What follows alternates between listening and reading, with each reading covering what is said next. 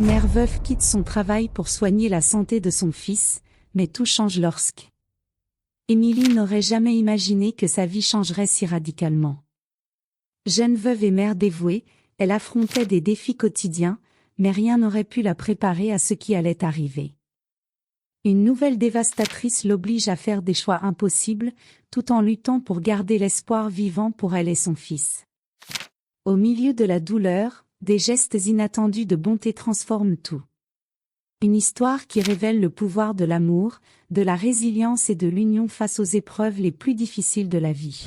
Émilie se réveillait chaque matin au son doux d'une alarme qu'elle avait soigneusement choisie, une mélodie délicate qui lui rappelait son mari, David. Il disait souvent que la musique avait le pouvoir d'apaiser les cœurs les plus tourmentés. Depuis sa mort, 3 ans auparavant, cette mélodie était une petite ancre pour Émilie, quelque chose qui l'aidait à affronter chaque nouveau jour. En ouvrant les yeux, la première pensée d'Émilie allait toujours à Nathan, son fils de 3 ans. Il était la lumière qui illuminait les jours les plus sombres, la raison pour laquelle elle trouvait la force de continuer. Elle regardait la photo de David sur sa table de chevet, murmurant « Tout pour Nathan, mon amour. Tout pour lui ». L'absence de David était une douleur constante, mais le sourire de Nathan était le remède le plus efficace contre la tristesse. La routine du matin était une danse soigneusement chorégraphiée. Émilie préparait des pancakes avec des visages souriants faits de fruits, un rituel que Nathan adorait. « Regarde, maman. Celui-ci, c'est papa pomme et bébé fraise, disait-il, tout excité en pointant les assiettes. Émilie riait, même lorsque le manque se faisait sentir, car elle savait que chaque petit moment de joie était précieux. « On est en retard, mon petit », dit Émilie un matin particulièrement chargé. Elle chantait en habillant Nathan, « L'étoile brille dans le ciel bleu, et le soleil éclaire mon petit, qui ?» Nathan répondait en riant, « Mon petit Nathan. » C'était un jeu simple, mais cela faisait partie du lien spécial entre eux. Au travail, Émilie était connue pour son efficacité et son dévouement. En tant qu'assistante administrative dans une petite entreprise locale, elle allait souvent au-delà des attentes. « Émilie, tu es notre sauveuse », disait Karen, sa collègue. « Si tu pars en vacances un jour, on est fichu. » Émilie répondait toujours avec un sourire timide, mais ses pensées étaient ailleurs. Tout ce qu'elle faisait, c'était pour Nathan. C'est lors d'une journée apparemment ordinaire que quelque chose changea. En récupérant Nathan à la crèche, elle remarqua qu'il était plus silencieux que d'habitude. « Tout va bien, mon amour ?» demanda-t-elle en le plaçant dans la voiture. Il hocha simplement la tête, avec des yeux fatigués. Dans les jours suivants, l'inquiétude d'Émilie grandit. Nathan, habituellement plein d'énergie et de joie, commença à refuser de manger et à faire des crises de larmes inexplicables. Les visites chez le pédiatre apportèrent plus de questions que de réponses. « Nous allons faire quelques examens supplémentaires, juste pour être sûr que tout va bien », dit le médecin en essayant de la rassurer. Émilie sentit un frisson lui parcourir le dos. Lorsque les résultats arrivèrent enfin, son monde s'effondra. Assise dans le cabinet, Nathan sur ses genoux, elle entendit les mots qu'aucune mère ne devrait entendre, « Votre fils a une leucémie ». La pièce semblait tourner, et Émilie serra Nathan plus fort, comme si cela pouvait le protéger de tout. Une leucémie ? Qu'est-ce que ça signifie ? Est-ce qu'il va s'en sortir ? Sa voix tremblait tandis que les larmes coulaient, et le médecin expliqua avec prudence. Il existe des traitements, mais ce sera un parcours difficile. Cela demandera beaucoup de vous deux. De retour dans la voiture, Émilie regarda Nathan dans le rétroviseur. Il dormait, serrant une petite peluche dans ses mains. « Tu vas t'en sortir, mon amour. Je te le promets. » Maman est là, dit-elle, comme un mantra, essayant autant de se convaincre elle-même que de rassurer son fils.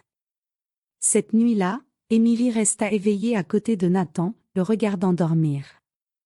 Elle se sentait écrasée par la douleur, mais elle savait qu'elle n'avait pas le temps de se lamenter. Elle devait être forte, pour lui et pour David, qui croyait toujours qu'elle pouvait affronter n'importe quoi. La vie d'Émilie n'avait jamais été facile, mais cette nuit-là, en tenant la petite main de Nathan, elle décida qu'elle ferait tout ce qui était nécessaire pour lui donner une chance de vaincre. Lorsqu'Émilie reçut le diagnostic de Nathan, le temps sembla s'arrêter. Cette nuit-là, alors qu'elle berçait son fils dans ses bras, elle savait que sa vie allait changer complètement. Il n'y avait pas de place pour le doute.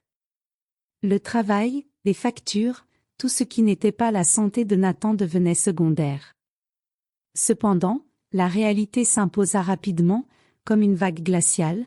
Comment pourrait-elle concilier les traitements intensifs de son fils avec sa routine au bureau? Dans les jours qui suivirent, Émilie plongea dans une routine épuisante de consultations médicales, d'examens et de visites à l'hôpital. Le regard fatigué de Nathan lui brisait le cœur à chaque instant. Lui, qui avait toujours été plein d'énergie, ressemblait maintenant à un petit oiseau, fragile et vulnérable. Une nuit, après l'avoir couché, Émilie s'assit dans le salon, entourée de papiers, factures d'hôpital, loyer en retard, et une lettre d'avertissement de la banque. Elle savait qu'elle devait prendre une décision. Au travail, sa concentration était fragmentée. Les appels téléphoniques, les rapports et même les sourires de ses collègues semblaient lointains. « Émilie, ça va? Tu as l'air épuisée », commenta Karen en posant une tasse de café sur son bureau. Émilie esquissa un léger sourire, mais ne répondit pas. Au fond d'elle, elle savait que ce serait l'un de ses derniers jours dans ce bureau.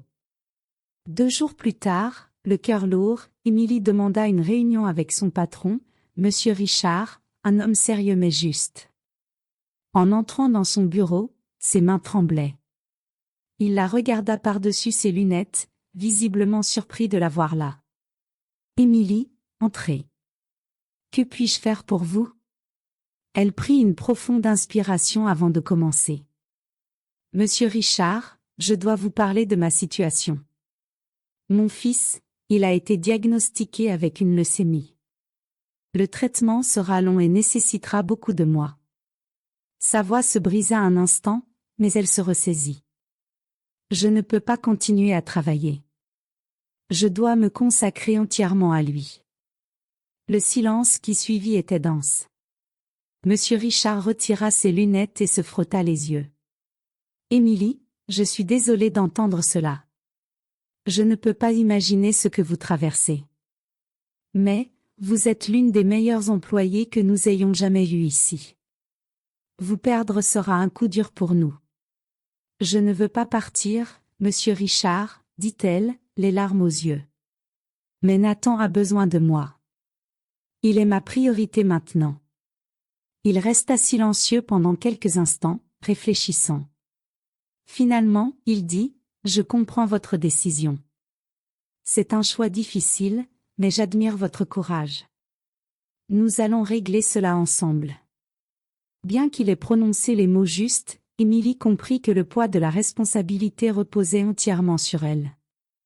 Cette même semaine, Émilie quitta son travail. Ses collègues organisèrent une petite fête d'adieu surprise, avec des gâteaux et des cartes de soutien. Karen, sa collègue la plus proche, la serra fort dans ses bras. « Si tu as besoin de quoi que ce soit, absolument n'importe quoi, appelle-moi. Tu es la femme la plus forte que je connaisse. » De retour à la maison, Émilie s'assit à la table de la cuisine, désormais vide de documents professionnels, mais remplie d'incertitudes. Elle savait qu'elle avait pris la bonne décision, mais la peur de l'avenir était inévitable. Les économies qu'elle avait ne dureraient pas éternellement, et dépendre de l'aide d'amis ou d'autres personnes n'avait jamais été quelque chose qu'elle avait envisagé pour elle-même. Cependant, elle savait aussi que son courage viendrait toujours de la même source, l'amour inconditionnel pour Nathan. Le lendemain, Émilie commença à réorganiser sa routine. Les matins étaient consacrés à Nathan, à lui donner des soupes légères et à jouer avec lui pour lui remonter le moral avant les consultations médicales. « Regarde, maman. Mon dinosaure est médecin maintenant, » dit Nathan, tenant un petit jouet avec un stéthoscope en plastique. Émilie rit, malgré le pincement de son cœur. Chaque sourire de Nathan lui rappelait pourquoi elle se battait. Le soir, tandis que Nathan dormait, Émilie écrivait dans un petit journal qu'elle avait trouvé dans un tiroir. Aujourd'hui a été difficile, mais Nathan continue de sourire. Cela me donne la force de croire que tout ira bien. Demain, nous affronterons une nouvelle bataille, ensemble. Elle savait qu'elle avait perdu beaucoup en abandonnant sa carrière, mais elle savait aussi qu'elle avait gagné quelque chose d'inestimable, la chance d'être aux côtés de Nathan à chaque instant, qu'il soit bon ou mauvais. Son mantra, tout pour Nathan, était désormais plus vrai que jamais. Les jours étaient devenus un véritable marathon pour Émilie. Entre les consultations, les examens et les douloureuses séances de chimiothérapie de Nathan, elle se sentait de plus en plus épuisée.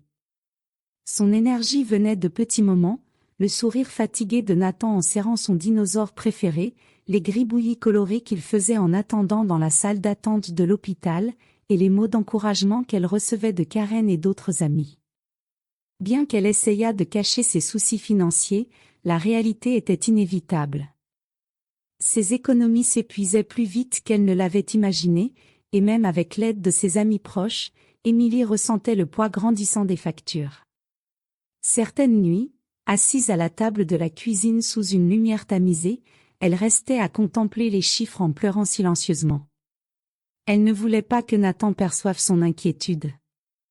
Il avait besoin de sa force, pas de ses larmes.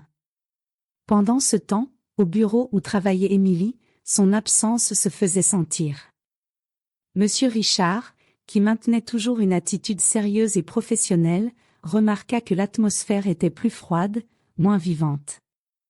Émilie n'était pas seulement une employée exemplaire, elle était le cœur du bureau, toujours prête à aider ses collègues ou à résoudre des problèmes complexes. Karen, l'une des plus proches d'Émilie, ressentait aussi ce vide. « Ce n'est pas juste, dit-elle à haute voix, pendant une pause. Elle a tant donné à cette entreprise, et maintenant, elle traverse tout cela seule. » Ces mots touchèrent profondément Monsieur Richard. Cet après-midi-là, il convoqua Karen et quelques autres employés à une réunion. Assis autour de la table de conférence, il commença, « Vous connaissez toute la situation d'Émilie. C'est une femme extraordinaire qui a consacré des années à cette entreprise. Aujourd'hui, elle fait face à un combat que nous ne pouvons même pas imaginer. Je pense qu'il est temps de lui montrer à quel point nous apprécions son dévouement. » Les regards autour de la table oscillaient entre curiosité et inquiétude. « Que proposez-vous, monsieur Richard ?» demanda l'un des responsables. Il prit une profonde inspiration avant de répondre, « J'ai une idée. Je sais que beaucoup d'entre vous accumulent des heures supplémentaires, et certains ne les utilisent même pas. Et si, collectivement, nous donnions ces heures à Émilie? Ainsi, elle pourrait continuer à recevoir son salaire, même sans travailler. » La salle resta silencieuse un moment. Puis, Karen fut la première à parler, « Je suis partante. Elle mérite cela et bien plus encore. » Peu à peu, d'autres commencèrent à approuver. Certains hésitèrent au début, mais la cause était indiscutable. Elle a toujours été la première à se porter volontaire pour aider quand nous en avions besoin, dit un autre collègue. C'est le minimum que nous puissions faire. Dans les jours qui suivirent, un formulaire fut créé pour permettre aux employés de faire don de leurs heures supplémentaires. Les signatures commencèrent à affluer rapidement. Même des collègues de département avec lesquels Émilie interagissait rarement se sentaient touchés par son histoire. Une phrase revenait souvent parmi eux, « Et si c'était moi ?» L'empathie était palpable.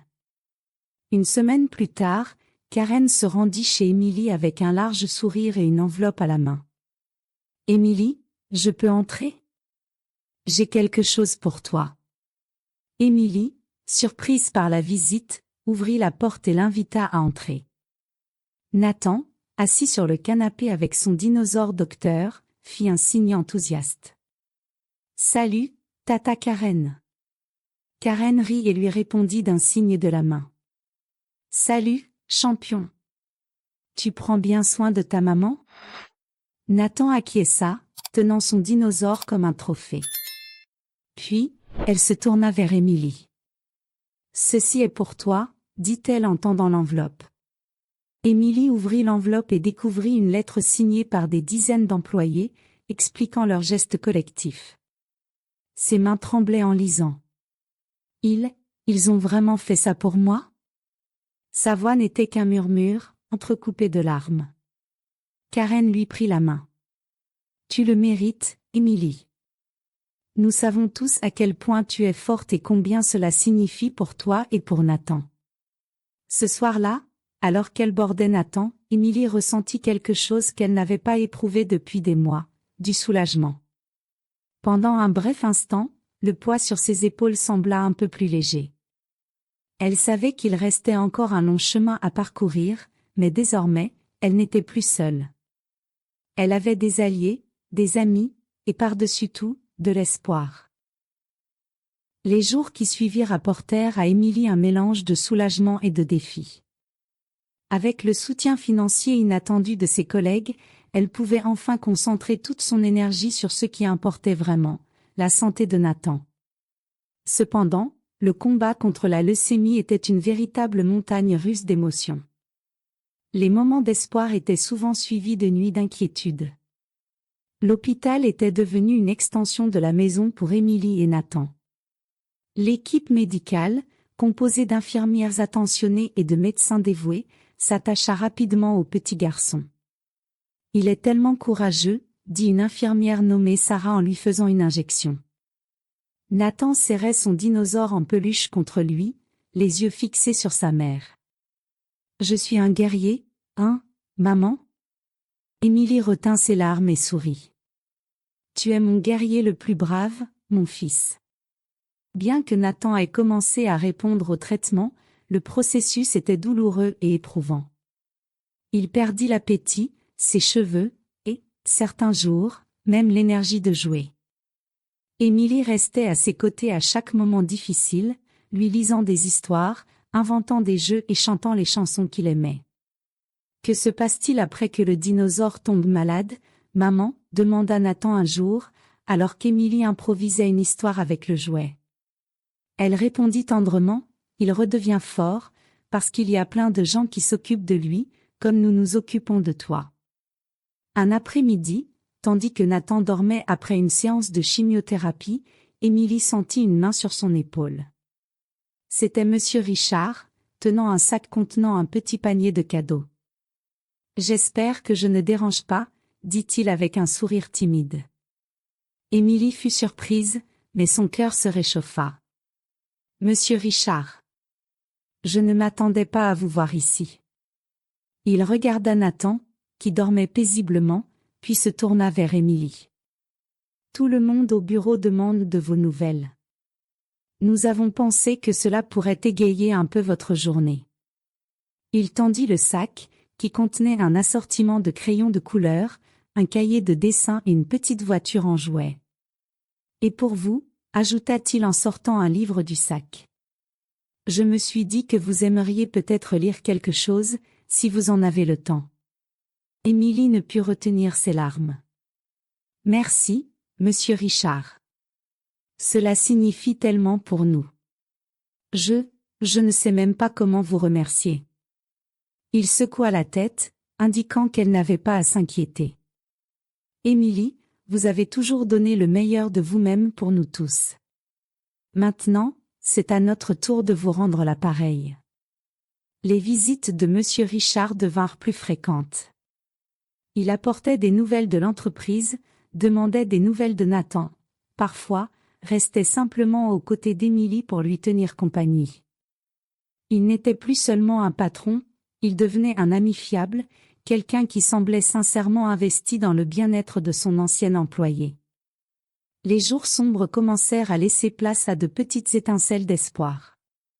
Un soir, après des semaines de traitements intensifs, le médecin responsable appela Émilie pour discuter.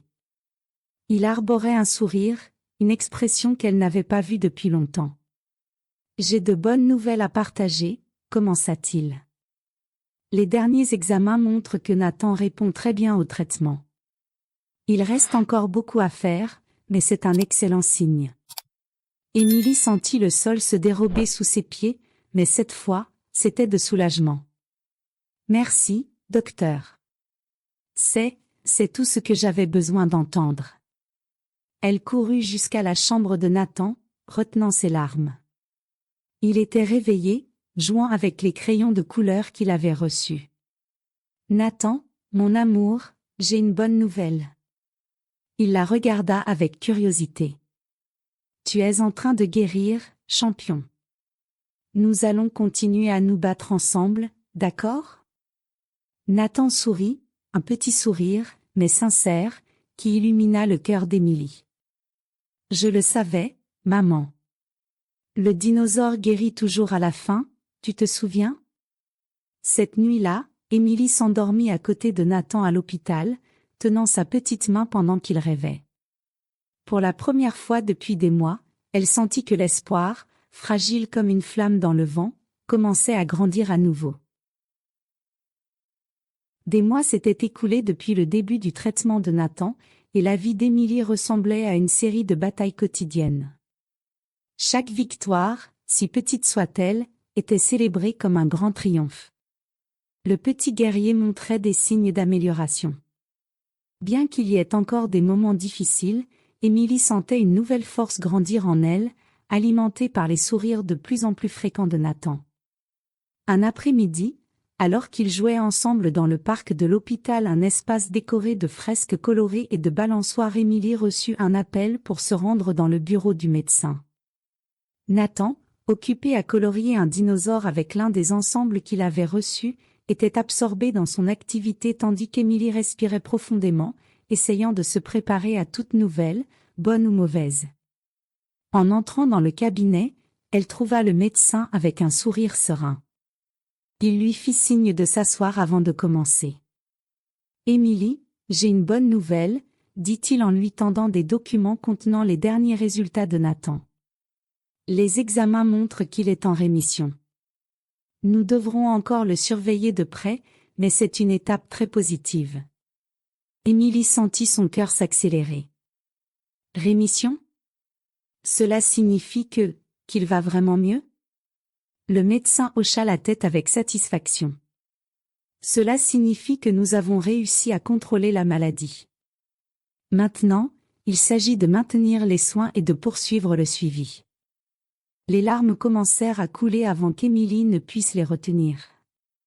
Elle cacha son visage dans ses mains, ressentant un soulagement si profond qu'il semblait ôter un poids énorme de ses épaules.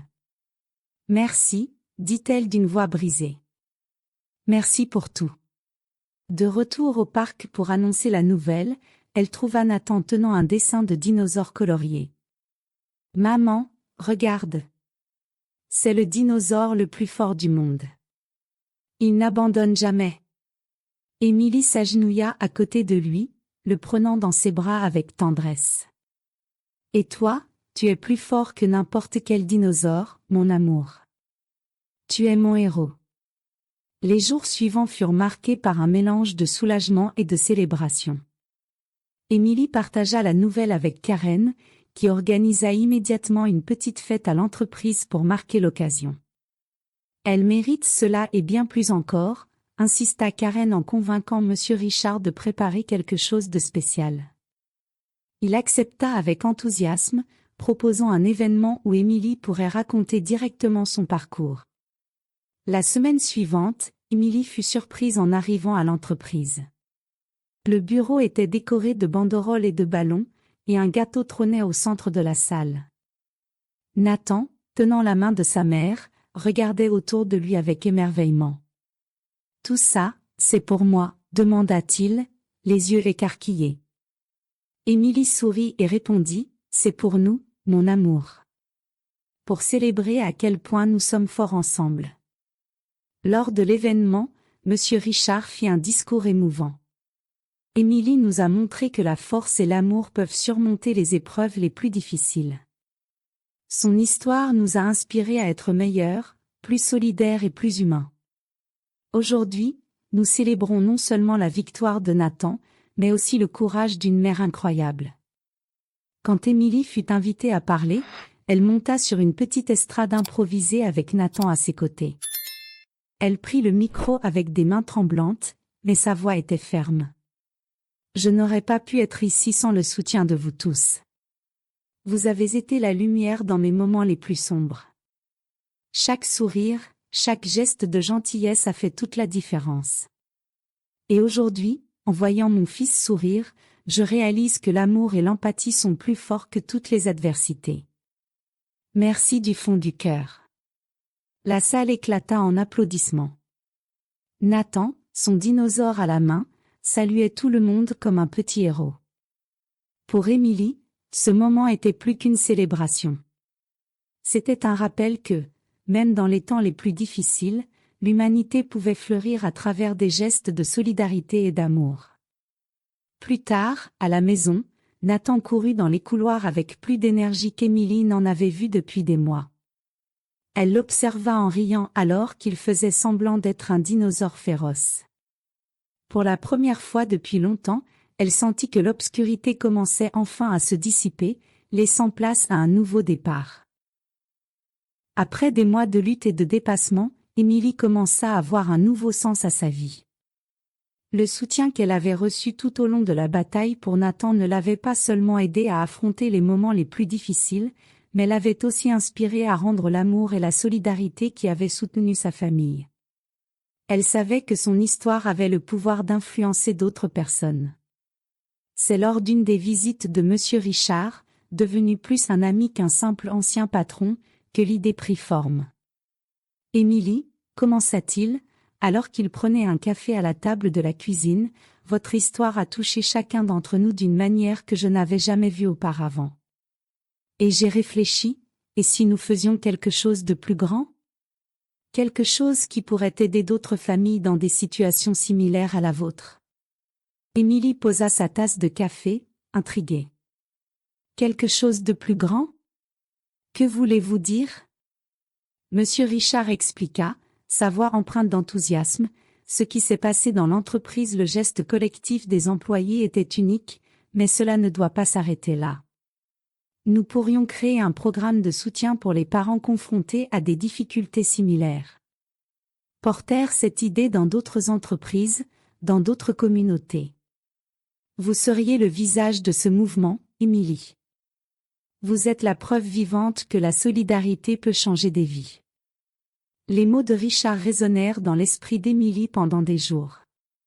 Elle regardait Nathan, désormais plein d'énergie et jouant dans le jardin, et savait qu'elle voulait faire plus. Elle ne voulait pas que d'autres mères traversent les mêmes incertitudes et peurs qu'elle avait connues. Finalement, elle appela Richard avec une réponse : « Je suis partante. » Faisons-le. Ensemble, ils commencèrent à structurer un projet qu'ils appelèrent « Mains unies », un programme dédié à fournir un soutien financier et émotionnel aux parents confrontés à des crises de santé dans leur famille. L'idée était simple, mais puissante: encourager les entreprises à adopter des politiques de solidarité similaires à celles que les collègues d'Émilie avaient démontrées, permettant aux employés de donner des heures supplémentaires ou de contribuer par de petites donations pour aider leurs collègues dans le besoin. Les premiers pas du projet furent difficiles. Émilie, qui n'avait jamais parlé en public auparavant, dut apprendre à se présenter et à partager son histoire de manière inspirante. Lors de la première réunion avec des chefs d'entreprise locaux, elle était visiblement nerveuse. Les mains moites et la gorge nouée, elle commença : « Bonjour à tous. Je m'appelle Émilie, et il y a quelques mois, mon monde s'est effondré lorsque mon fils a été diagnostiqué d'une leucémie. Aujourd'hui, il est en rémission, mais cette victoire n'a été possible que grâce à la solidarité de personnes extraordinaires. Je suis ici pour vous demander de porter cette même solidarité à d'autres familles qui en ont besoin. » Un silence total régnait dans la salle pendant qu'Émilie parlait, ses mots pleins d'émotion et de sincérité. Lorsqu'elle termina, il y eut une pause avant que le premier applaudissement ne retentisse, suivi de nombreux autres. L'émotion sur les visages des auditeurs était évidente, et plusieurs d'entre eux s'approchèrent ensuite pour offrir leur soutien au projet. Avec le temps, Le programme gagna du terrain. Émilie devint une conférencière régulière lors d'événements communautaires et d'affaires. Son histoire touchait profondément tous ceux qui l'écoutaient, et, main unie, commença à s'étendre à d'autres villes. Petites et grandes entreprises rejoignirent le projet, créant des réseaux de soutien qui transformaient des moments de désespoir en opportunités d'espoir. Pendant ce temps, Nathan grandissait en bonne santé et heureux, devenant un symbole vivant de la résilience. Il accompagnait souvent Émilie lors des événements, courant dans les coulisses avec son dinosaure préféré pendant qu'elle montait sur scène. « Maman, tu vas encore raconter l'histoire du dinosaure ?» demandait-il avec un sourire malicieux. « Oui, mon amour. Parce que tu es le dinosaure le plus fort du monde, » répondait-elle en l'embrassant sur le front. L'un des moments les plus marquants fut lorsqu'Émilie fut invitée à parler lors d'un événement national de chefs d'entreprise. Sur scène, elle partagea une fois de plus son parcours, cette fois avec plus de confiance et de conviction. « Ce que j'ai appris au cours de ce cheminement, » dit-elle en regardant l'audience, « c'est que personne ne devrait affronter les épreuves de la vie seule. L'empathie et le soutien collectif ont le pouvoir de transformer les réalités. Et j'en suis la preuve vivante. » L'impact de « Mains unies » continua de croître, et dans des centaines de familles à travers le pays. Pour Émilie, ce parcours ne consistait pas seulement à rendre ce qu'elle avait reçu, mais aussi à honorer toutes les personnes qui avaient été à ses côtés dans les moments les plus difficiles. C'était sa façon de montrer que, même dans la douleur, il y a toujours de la place pour que la solidarité s'épanouisse. À la fin de cette journée, alors qu'elle regardait Nathan jouer dans le parc, Émilie ressentit une paix qu'elle n'avait pas connue depuis des années. Le combat de sa famille avait laissé des marques, mais il avait aussi engendré un mouvement d'amour et d'espoir qui continuerait à grandir.